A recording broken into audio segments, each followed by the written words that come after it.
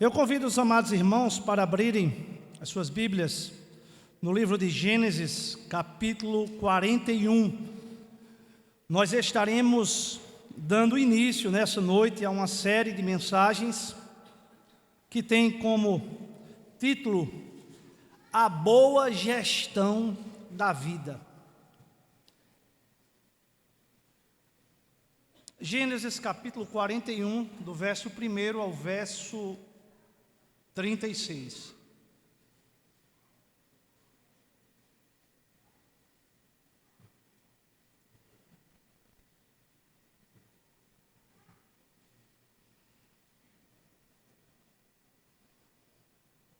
Gênesis capítulo 41, do verso 1 ao verso 36. Que diz a palavra do Senhor. Passados 2 anos completos, Faraó teve um sonho. Parecia-lhe achar-se ele de pé junto ao Nilo.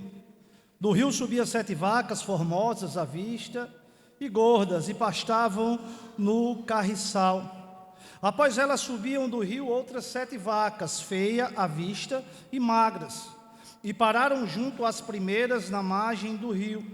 As vacas feias à vista e magras comiam as 7 formosas à vista e gordas. Então acordou o Faraó. Tornando a dormir, sonhou outra vez. De uma só haste saíam 7 espigas cheias e boas, e após elas nasciam 7 espigas mirradas, crestadas do vento oriental. As espigas mirradas devoravam as 7 espigas grandes e cheias. Então acordou o Faraó, fora isto, um sonho. De manhã, achando-se ele de espírito perturbado, mandou chamar todos os magos do Egito e todos os seus sábios, e lhes contou os sonhos, mas ninguém havia que ele os interpretasse. Então disse a Faraó, o copeiro-chefe: lembro-me hoje das minhas ofensas. Estando o Faraó muito indignado contra os seus servos e pondo-me sob prisão na casa do comandante da guarda, a mim e ao padeiro-chefe, tivemos um sonho na mesma noite, eu e ele. Sonhamos, e cada sonho com a sua própria significação. Achava-se conosco um jovem hebreu, servo do comandante da guarda. Contamos-lhes os nossos sonhos, e ele vos interpretou a cada um segundo o seu sonho. E como nos interpretou, assim mesmo se deu. Eu fui restituído ao meu cargo, e o outro foi enforcado. Então Faraó mandou chamar a José, e o fizeram sair a pressas da masmorra. Ele se barbeou, mudou de roupa, e foi apresentar-se a Faraó. Este lhe disse: tive um sonho, e não há quem o interprete. Ouvi dizer, porém, a teu respeito, que quando ouves um sonho, podes interpretá-lo. Respondeu-lhes José: não está isso em mim, mas Deus dará resposta favorável a Faraó. Então contou Faraó a José: no meu sonho estava eu de pé à margem do Nilo, e eis que subia dele 7 vacas gordas e formosas à vista, e pastavam no carriçal. Após essas subiam outras vacas fracas, muito feias à vista e magras. Nunca vi outras assim disformes em toda a terra do Egito. E as vacas magras e ruins comiam as primeiras 7 gordas, e depois de terem engolido não davam aparência de as terem devorado, pois o seu aspecto continuava ruim como no princípio. Então acordei. Depois vi em meu sonho que 7 espigas saíam da mesma haste, cheia e boas. Após elas nascerem 7 espigas secas, mirradas e crestadas do vento oriental. As 7 espigas mirradas devoravam as 7 espigas boas. Contei-o aos magos, mas ninguém houve que me interpretasse. Então lhe respondeu José: o sonho de Faraó é apenas um. Deus manifestou a Faraó o que há de fazer. As 7 vacas boas serão 7 anos. As 7 espigas boas também 7 anos. O sonho é um só. As 7 vacas magras e feias que subiam após as primeiras serão 7 anos, bem como as 7 espigas mirradas e crestadas do vento oriental serão 7 anos de fome. Esta é a palavra, como acabo de dizer a Faraó, que Deus manifestou a Faraó que ele há de fazer. E eis aí vem 7 anos de grande abundância por toda a terra do Egito. Seguir-se-ão 7 anos de fome, e toda aquela abundância será esquecida na terra do Egito, e a fome consumirá a terra, e não será lembrado a abundância na terra em vista da fome que seguirá, porque será gravíssima. O sonho de Faraó foi dúplice, porque a coisa é estabelecida por Deus, e Deus se apressa a fazê-la. Agora, pois, escolha Faraó um homem ajuizado e sábio, e o ponha sobre a terra do Egito. Faça isso, Faraó, e ponha administradores sobre a terra, e tome a 5ª parte dos frutos da terra do Egito nos 7 anos de fartura. Ajuntem os administradores toda a colheita dos bons anos que virão, e recolham cereal debaixo do poder de Faraó para mantimento das cidades e o guarde. Assim, os mantimentos será para abastecer a terra nos 7 anos da fome que haverá no Egito, para que a terra não pereça de fome. Amém? Vamos curvar as nossas cabeças e vamos orar ao Senhor neste momento. Soberano Deus e eterno Pai, nós te damos graças, Senhor, pelo privilégio de estarmos reunidos como povo de Deus para ouvir a Tua voz, através da exposição da Tua palavra. Que o Senhor venha lançar luz à minha mente, para que pregue a Tua palavra com fidelidade, e somente Cristo, e somente Ele seja exaltado nesta noite. Que o Senhor fale aos nossos corações de forma poderosa. É assim que te oramos e te agradecemos, no nome do Senhor Jesus. Amém e amém.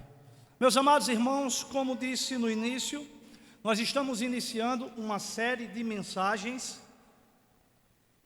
que tem como o título A Boa Gestão da Vida.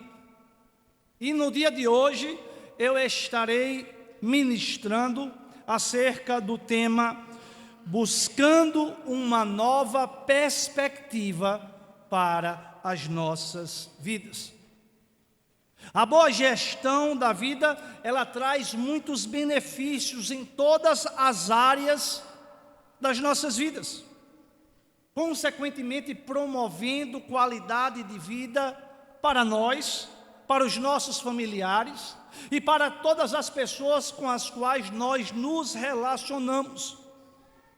Enquanto que a má gestão, ela promove consequências danosas para as nossas vidas e, consequentemente, para os nossos familiares e para todas aquelas pessoas com quem nós nos relacionamos. E é interessante que a má gestão não está necessariamente apenas relacionada às questões financeiras, mas muitas áreas das nossas vidas elas têm sido atingidas e afetadas em decorrência da má gestão.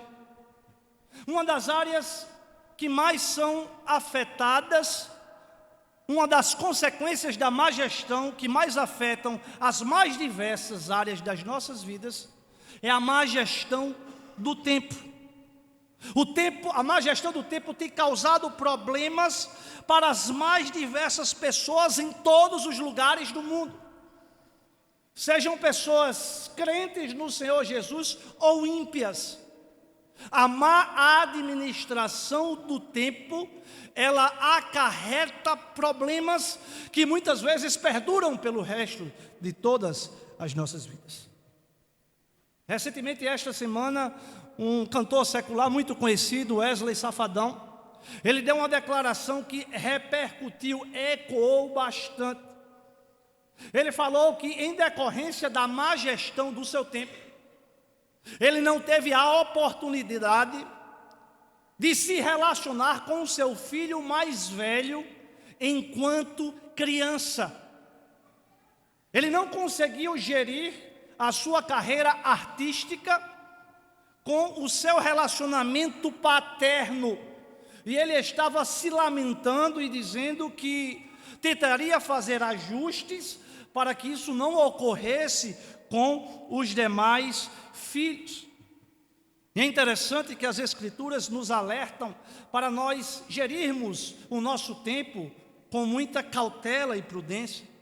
O apóstolo Paulo, escrevendo aos Efésios, ele diz: tenham cuidado com a maneira como vocês vivem, que não seja como insensatos, mas como sábios, aproveitando bem o tempo, porque os dias são maus. E nós podemos refletir nessa noite como nós temos gerido o nosso tempo. Quantos que estão aqui nesta noite ouvindo essas palavras ou nos assistindo pelo YouTube, podem estar se identificando até com Wesley Safadão, porque o tempo passou e perdeu diversas oportunidades de se relacionar com seus filhos, com seus netos, com seus familiares, por uma má gestão do seu tempo. Enquanto outros gerem de forma equivocada o seu trabalho.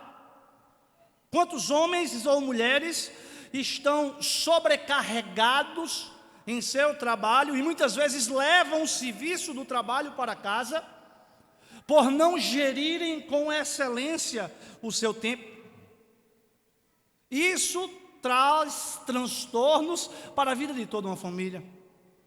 Já olhando sob uma perspectiva de uma formação intelectual ou acadêmica, quantos de nós olhamos para trás e olhamos que não administramos o tempo e as oportunidades que nos surgiram e deixamos escapar a oportunidade de nos preparar profissionalmente, intelectualmente, academicamente, e o tempo se passou. Até mesmo no relacionamento com os amigos, a oportunidade de servir na igreja local. Muitas vezes nós não temos este privilégio, esta satisfação, essa honra de servir na casa do Senhor, em decorrência à má gestão do nosso tempo, e muitas vezes pela falta de prioridade em colocarmos tais tarefas como primordiais para as nossas vidas. E no exemplo que nós lemos nas Escrituras, nós vimos a questão financeira do dinheiro. E quantos estão passando por grandes dificuldades financeiras, econômicas, em decorrência da má gestão dos seus recursos, das oportunidades, o que acarreta consequências para todas as pessoas que estão ao nosso derredor. A boa gestão da nossa vida é fundamental para nós, especialmente em tempos de bonanças, especialmente em tempos de calmaria, porque a nossa vida, muitas vezes ela se modifica, o cenário muito rápido. Às vezes um telefonema que recebemos muda toda a história da nossa vida. Às vezes uma circunstância que foge do nosso controle muda completamente o cenário pelo qual nós estamos inseridos. E meus amados irmãos, nós vivemos num mundo real, contaminado pelo pecado, e sofremos os impactos de um mundo que jaz do maligno e que está permeado pela queda, pela pecaminosidade em todas as esferas das nossas vidas. Eu conversando recentemente esta semana, até falei a respeito disso. Acredito que é Hernandes Dias Lopes que disse que a nossa vida mais se assemelha a um campo de batalha do que um parque de diversões. Muitas vezes no nosso evangelicalismo desvirtuado, as pessoas querem apresentar que todos aqueles que são cristãos estão imunes às tribulações, às adversidades, às aflições da vida. Mas o nosso próprio Senhor Jesus, Ele disse: no mundo tereis aflições. À semelhança de Cristo, nós sofreremos oposição, aflições, perseguições, em decorrência da nossa fé. Mas também enfrentaremos problemas que atingem toda a raça humana.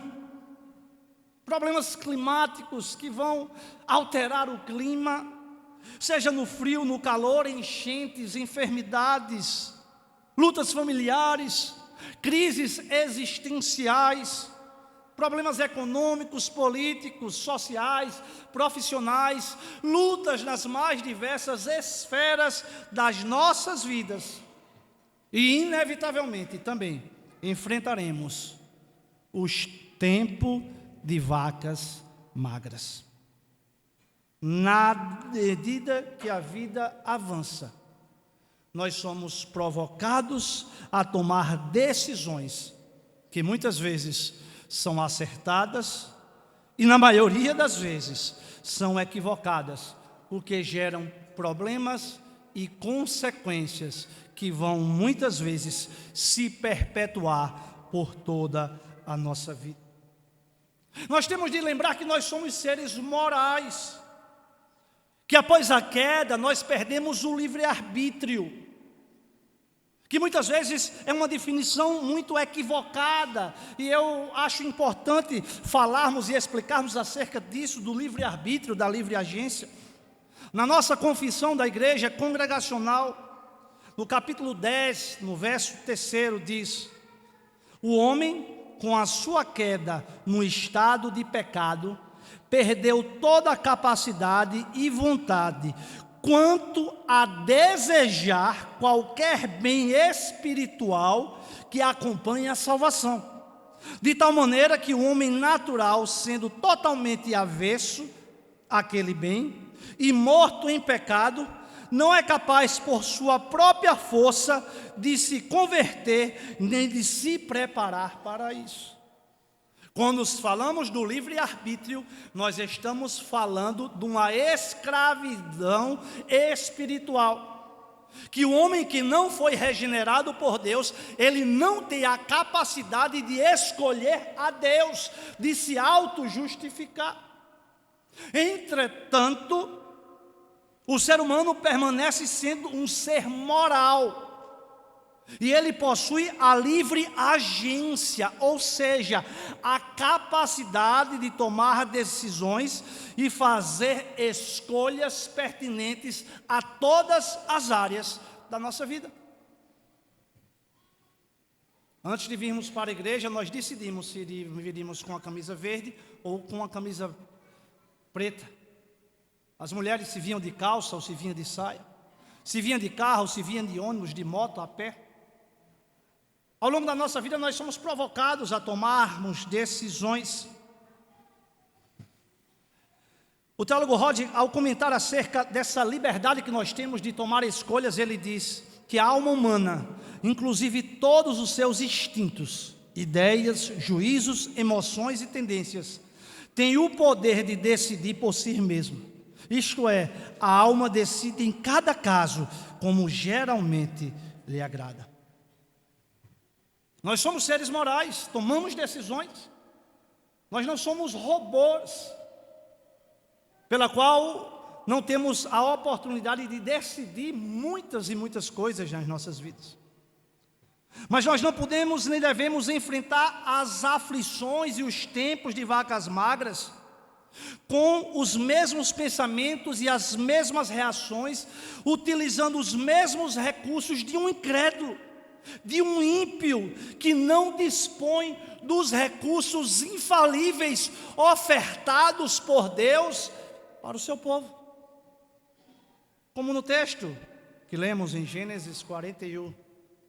Em tempos de vaca magra, um dos maiores exemplos apresentados nas Escrituras é o exemplo de José. É interessante que Faraó tem um sonho,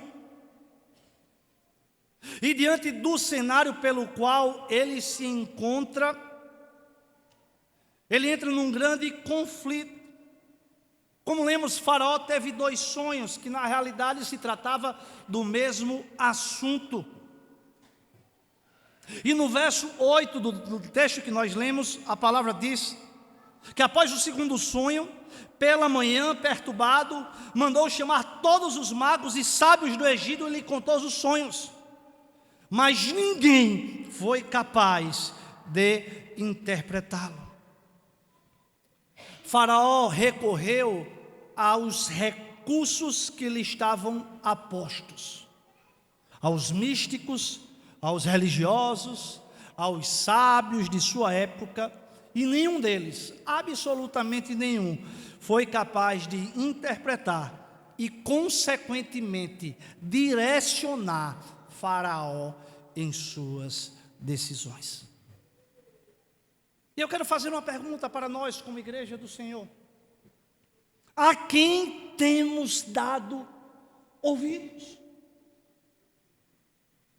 Quem tem influenciado as nossas decisões? Nós podemos ver à luz do texto sagrado que Faraó, ele estava recorrendo aos magos e aos sábios do Egito. E muitas vezes, meus irmãos, eu e você, temos agido semelhantemente a Faraó, quando em meio às adversidades e às perturbações da vida, nós temos procurado a sabedoria deste século, que é maculada e absolutamente corrompida por valores secularizados, que ditam, guiam e corrompem o conhecimento de um mundo que jaz no maligno. Temos procurado em tantas fontes, bebendo em fontes de águas rotas, sujas, adulteradas, quando temos em nossas mãos, em nosso relacionamento, a plenitude do conhecimento, a plenitude do saber. Mas é interessante que do verso 9 ao verso 13, uma possibilidade não convencional é apresentada a Faraó pelo chefe dos copeiros. O que era o convencional era recorrer aos sábios e aos mágicos da sua época. Mas o chefe dos copeiros vem com uma outra opção, uma opção à parte, atípica, fora da realidade de Faraó. Porque o chefe dos copeiros percebeu que os sábios e os magos, eles não tinham a solução pela qual Faraó necessitava. E ele se lembrou daquele hebreu que, quando ele esteve preso, interpretou os sonhos, tanto do chefe do copeiro como do chefe da padaria. E José havia interpretado e acertado fidedignamente acerca daquelas previsões. Tudo aconteceu, o texto sagrado diz, com uma interpretação que ele nos deu. Eu fui restaurado à minha posição e o outro foi enforcado. É interessante que, diante do fracasso dos magos e sábios do Egito, o chefe do copeiro lembrou-se de José, que havia interpretado aquele sonho. E ele apresenta esta possibilidade a Faraó. E mais intrigante é que o líder da maior potência mundial do mundo antigo, ele não encontrou respostas para os seus questionamentos naqueles que, numa perspectiva humana, eram muito sábios, poderosos, realizavam magias, mas mesmo assim, eles não foram capazes de responder os anseios pelos quais Faraó necessitava. E Faraó decide chamar José na prisão. E como lemos, José foi chamado da prisão e foi diretamente falar com Faraó. E quando José chega na presença de Faraó, Faraó lhe relata os dois sonhos. E em seguida Faraó diz a José que tinha sido informado de que ele tinha poder para interpretar os sonhos. Mas imediatamente José, um homem sábio e dirigido pelo Senhor, Ele responde e diz: Faraó, isto não depende de mim, mas Deus dará uma resposta favorável a Faraó. É interessante que José, ele não avoca a capacidade para si. Ele não tem interesse de fazer média perante o Faraó, que era o homem mais poderoso daquela época.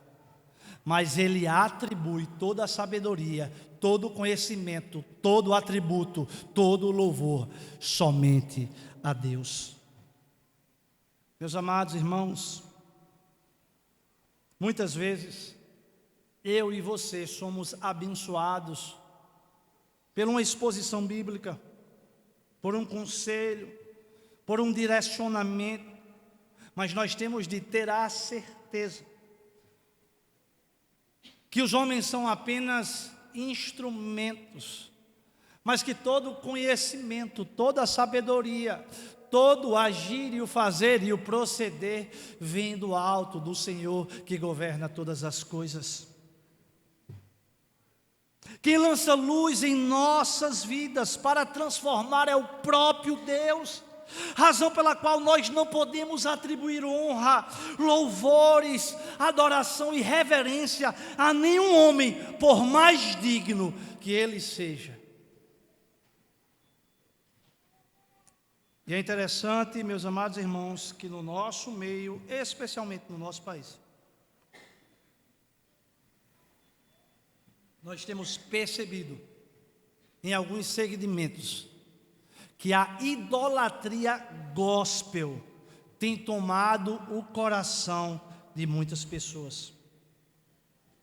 E algo que era mais comum, recorrente no meio pentecostal e neopentecostal, infelizmente, tem avançado no meio reformado, o que é extremamente perigoso e que deve ser visto, revisto com muito temor e tremor diante de Deus. Nós temos visto o argumento autoritativo. Fulano de tal falou, está falado.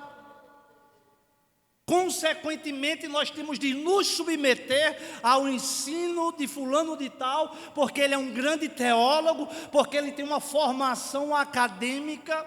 Mas quando eu olho para as Escrituras, eu vejo os bereanos ouvindo a exposição e confirmando se estava de acordo com as Escrituras, que é a nossa única regra de fé e prática autoritativa para guiar e nortear as nossas vidas. José não chama para si a solução do problema, mas ele aponta para Deus como a resolução do problema. O mensageiro de Deus não pode avocar para si a solução em meio a crises, mas apontar para a fonte de todo o saber, de todo o poder, de todo o domínio, que é Cristo Jesus. E é interessante que José, ele interpreta os sonhos que Faraó teve. José revela a natureza daqueles sonhos, o agente provocador do sonho, que foi o próprio Deus. E José aponta que aquele sonho vai acontecer, trata-se de fatos futuros, mas que de fato irão acontecer. E Deus, nesse contexto específico da revelação especial do Senhor, Deus antecipa o conhecimento do futuro, para que no presente medidas fossem tomadas, a fim de livrar o povo da fome, da miséria e, consequentemente, da morte. E é interessante, meus irmãos, que José, de prisioneiro, ele passa automaticamente para ser conselheiro do grande imperador. E José passa a dar conselhos valiosos ao imperador. Ele diz que Faraó deve escolher um homem ajuizado e sábio para ser o administrador geral do Egito. Era preciso ter um homem certo, no lugar certo, na hora certa, para fazer a coisa certa. Semelhantemente nas nossas vidas, nós temos de ter o discernimento. E José disse que era necessário estabelecer administradores regionais para descentralizar o poder e ter mais eficiência. E por último, José diz e aconselha a Faraó a juntar alimento na fartura, para não faltar o suprimento no tempo da escassez. Essas medidas tinham o propósito de evitar que a terra perecesse de fome. O princípio que José defende é que nós devemos ajuntar na abundância, para não faltar na escassez. Juntar e nos prepararmos no período de vacas gordas, para não sofrermos demasiadamente nos períodos de escassez e de vacas magras. Será que nós temos tido essa percepção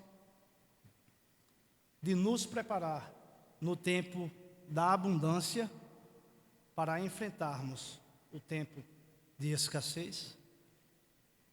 Será que quando estamos vivendo os tempos das vacas gordas, temos tido a sabedoria de administrar o excesso para nos tempos de vacas magras termos tranquilidade e o suprimento necessário para as nossas vidas? Quando vivemos tempos de vacas gordas, nós devemos administrar bem, sabendo que o cenário pode ser modificado e nos preparar para possíveis intempéries da vida. Nos tempos de vaca gorda, devemos guardar o excedente para nos tempos das adversidades, nos tempos das vacas magras. Nós precisamos antecipar tempos de crise, analisar, projetar a curto, médio e longo prazo muitos aspectos e áreas das nossas vidas. O grande desafio que nós como cristãos temos é vivermos um equilíbrio, não querermos espiritualizar tudo e nem desprezar o mundo espiritual em tudo. Quantas pessoas, ou até nós mesmos, vivemos no tempo das vacas gordas, gastando, torrando sem preocupação nos tempos das vacas gordas, e fomos surpreendidos nos tempos das vacas magras, onde passaram a amargurar a dor e a escassez por não terem poupado no tempo correto devido a uma má gestão dos seus recursos. Eu fui pesquisar rapidamente na internet e eu nem sabia, nem me lembrava.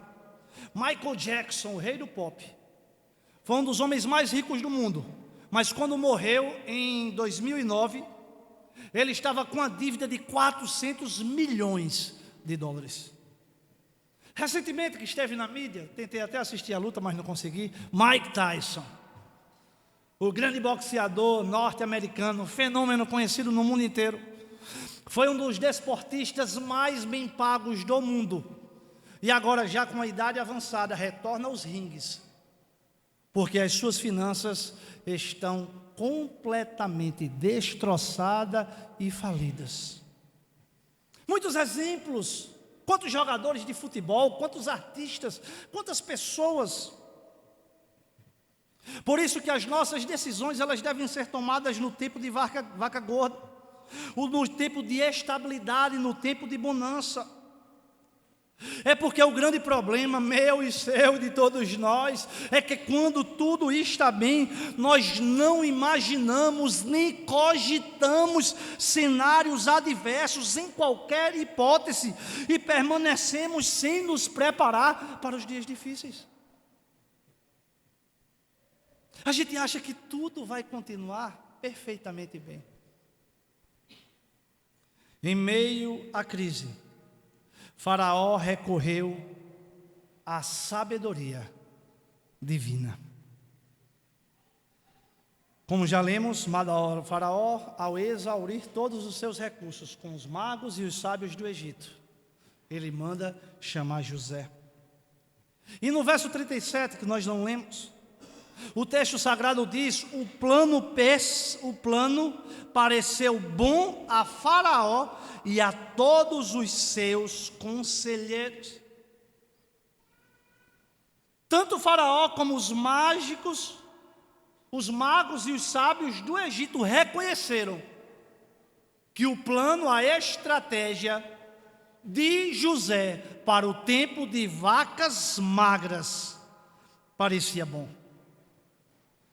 E meus amados irmãos, o interessante é que Faraó, um homem ímpio que não temia Deus, ele não apenas ouviu os conselhos corretos e as orientações sábias de Deus, mas ele tomou as suas decisões em conformidade à sabedoria divina. Sabe o que nós aprendemos, meus amados irmãos? Eu e você. Não basta ouvirmos domingo após domingo os conselhos corretos e as orientações sábias de Deus, através da exposição da palavra do Senhor, mas tomarmos decisões e nos comportarmos em plena oposição e contradição à sabedoria divina. Não basta apenas sermos conhecedores, mas nós temos de aplicar às nossas vidas esta sabedoria. O mundo do conhecimento pertence a Deus. Não existe conhecimento fora de Deus. Toda verdade é verdade de Deus. Toda sabedoria é proveniente de Deus. Ernst Mayr fala isso, ele diz algo muito relevante. Os nossos pensamentos e as nossas supostas experiências concretas precisam sempre ser validados pela palavra que é a verdade. Só pensamos verdadeiramente quando pensamos à luz da palavra. Por isso, conhecer a Deus é algo singular, porque somente Deus é soberano e somente a partir dele podemos conhecê-lo. E tudo isso por meio de Jesus Cristo, Deus encarnado, a revelação pessoal do Deus. Conhecer a Deus em sua soberania, portanto, é um dom da graça do soberano Deus.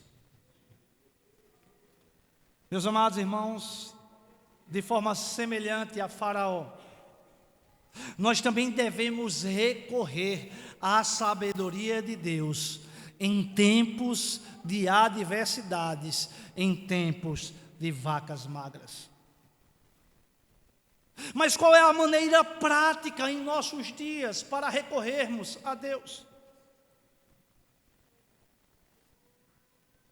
Como é que eu faço para obter o conhecimento e a sabedoria do próprio Deus? Em primeiro lugar, Deus nos orienta através da sua palavra.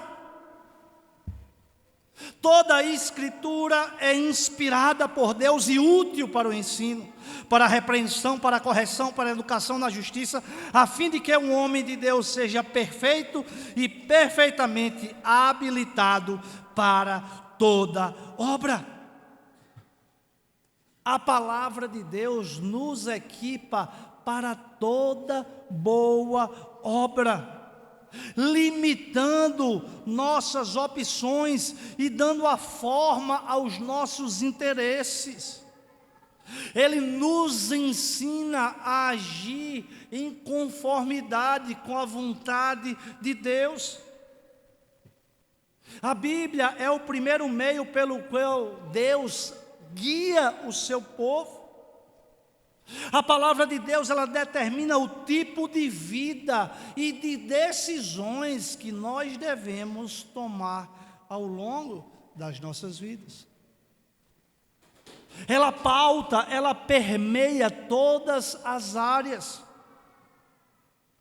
A Bíblia nos ensina a olhar a vida e as suas opções como Deus olharia para ela.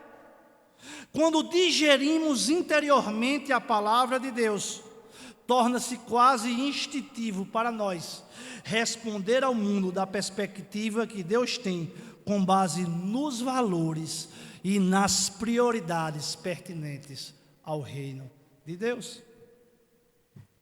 Em segundo lugar, Deus nos orienta através da oração.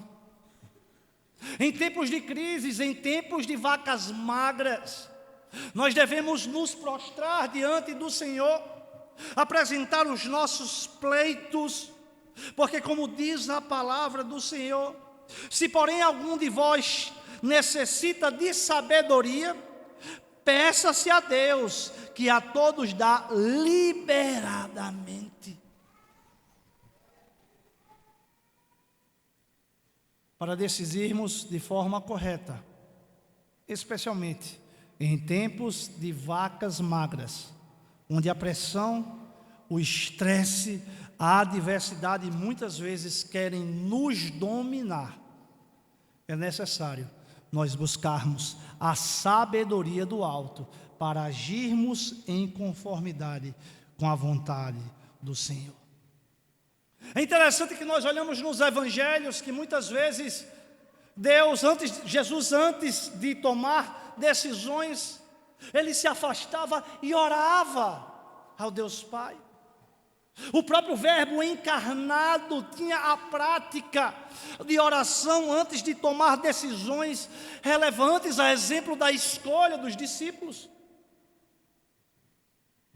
Frequentemente, meus irmãos, nós temos de buscar esse mesmo sentimento, essa mesma postura.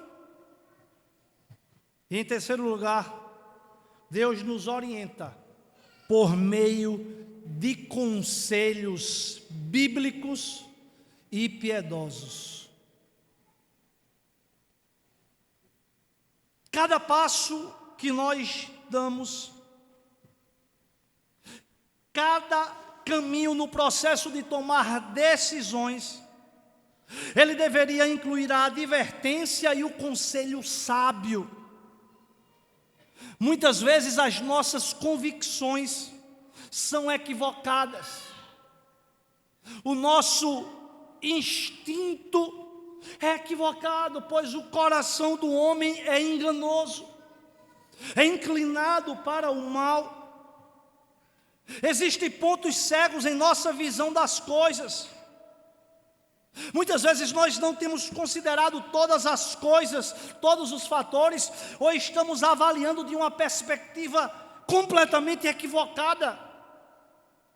Que uma pessoa, um homem ou uma mulher de Deus está vendo de forma totalmente diferente de fora, mas nós estamos com uma visão completamente focada naquilo que acreditamos que é uma verdade.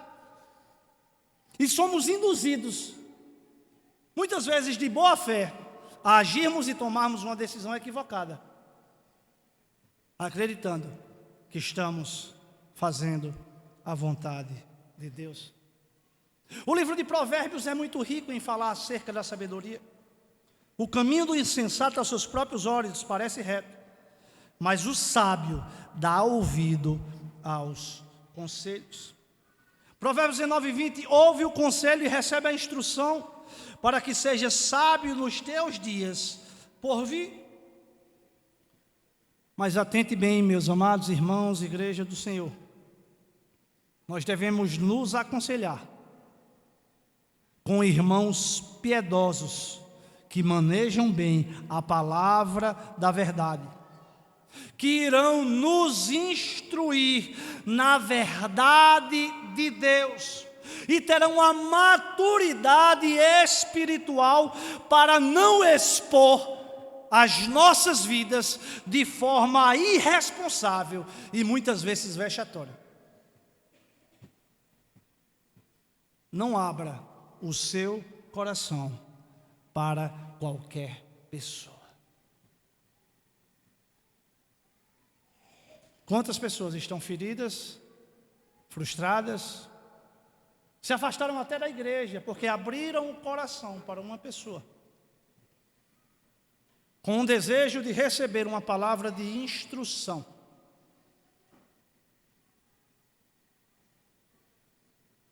E aquelas suas vísceras foram completamente expostas, gerando mais dor, mais feridas e um dano muito maior.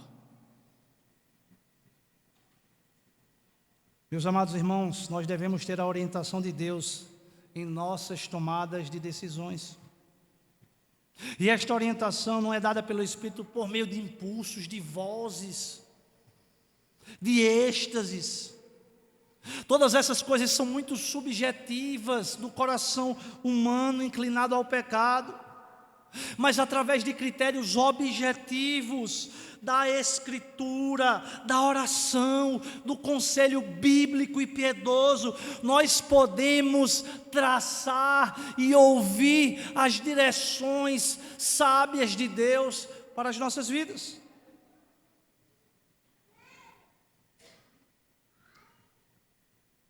Em tempos de vacas magras, nós não podemos entrar em desespero e agir e tomar decisões de toda maneira, sem buscarmos a sabedoria divina. Ao longo da vida nós precisamos amadurecer através das adversidades, sem perdermos as convicções do nosso coração. Nós precisamos forjar a maturidade em meio às crises, às lutas, aos períodos de vaca magra, sabendo que absolutamente tudo, inclusive as crises que nós passamos, estão e fazem parte da agenda de Deus, porque Deus é soberano e governa todas as coisas, e a única coisa que nos resta é nos submetermos ao seu senhorio e nos alegrar e termos contentamento em Cristo Jesus. Ou vocês acham que José passou 2 anos preso contra a vontade de Deus? Você acha que Deus não poderia ter mandado soltar José?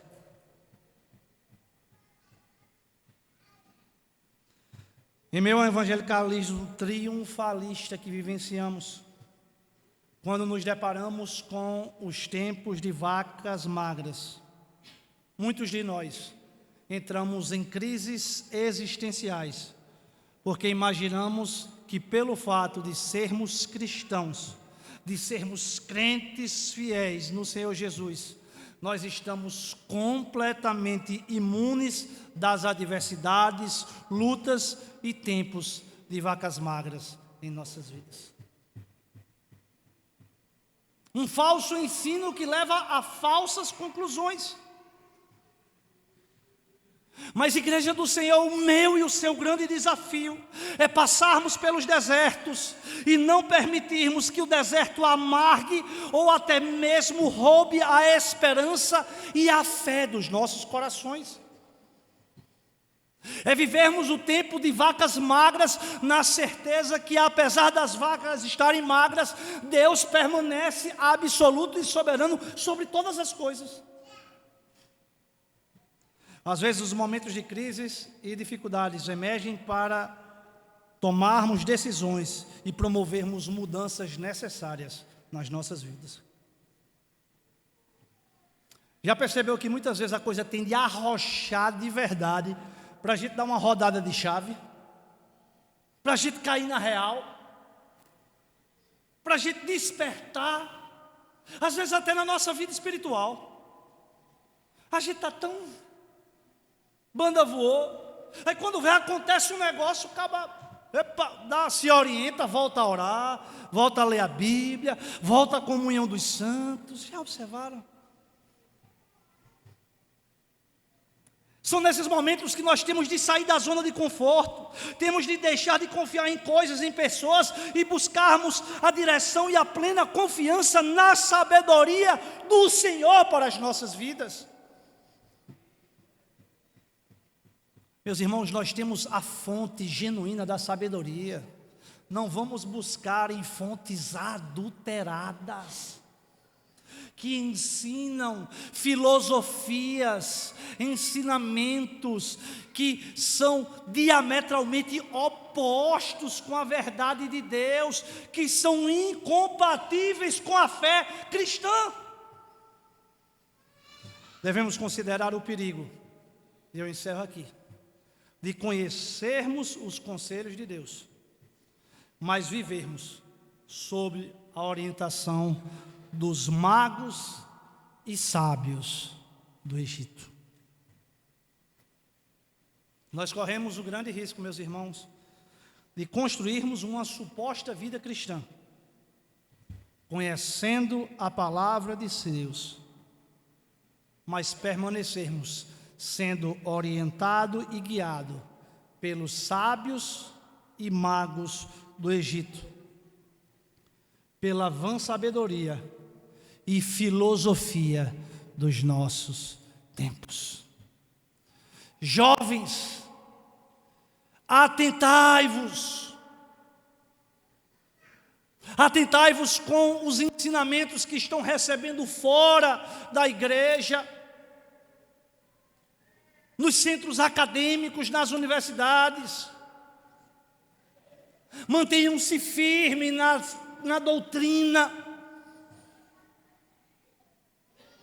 Conheçam a palavra de Deus para refutar as inverdades que muitas vezes são muito persuasivas e atraídas, e têm arrastado muitos que têm a oportunidade de conhecer a verdade, mas vivem como se não conhecessem, ancorados e com amuletos de verdades dos magos e dos sábios do presente século.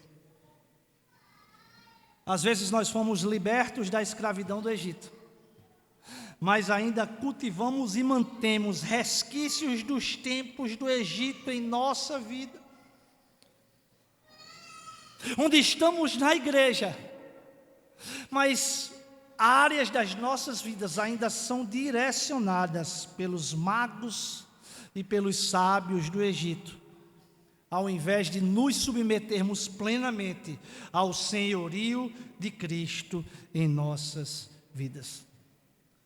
Meus amados irmãos, nós devemos viver intensamente aqui. Nós devemos ter a esperança em todas as circunstâncias, inclusive nos períodos de vacas magras, mas na perspectiva que nós não somos daqui, na perspectiva da certeza da eternidade. Muitos irmãos têm se enfraquecido no meio das aflições, como se a vida cristã nos impedisse de passá-las. Ciente das aflições, nós devemos ter a consciência da assistência do Emanuel, o Deus conosco, que está no nosso lado, cuidando, zelando, guiando as nossas vidas. O mesmo Deus que disse: tende bom ânimo, eu venci o mundo. Eu não sei, meu amado irmão, se você está vivendo agora tempos de vacas magras. Eu não sei se você está passando por grandes desertos, por grandes aflições. Mas de uma coisa eu posso lhe afirmar categoricamente: descanse o seu coração, lance toda a sua ansiedade nos pés do Senhor, porque Ele tem cuidado de nós. O Senhor tem nos dado sustento. O Senhor tem nos dado refrigério. O Senhor tem nos dado calento quando achamos que tudo está perdido. Quando não existe mais solução para as nossas vidas, para as circunstâncias que nós temos vivenciado. Que nós possamos descansar verdadeiramente os nossos corações no Senhor. Seguirmos a sabedoria de Cristo, na certeza que Ele nos conduzirá a pastos verdejantes e que Ele vai suprir todas as nossas necessidades, porque Ele é fiel em nossas vidas. E nos momentos de grande abundância, nós nos alegraremos, mas nos momentos de escassez, nós nos alegraremos, porque a nossa alegria é atemporal. A nossa alegria está centrada, não em circunstâncias, mas numa pessoa, Jesus Cristo de Nazaré, o Senhor e Salvador das nossas vidas. A Ele toda a honra, toda a glória, toda a exaltação pelos séculos dos séculos. Amém. Feche seus olhos e vamos orar nesse momento.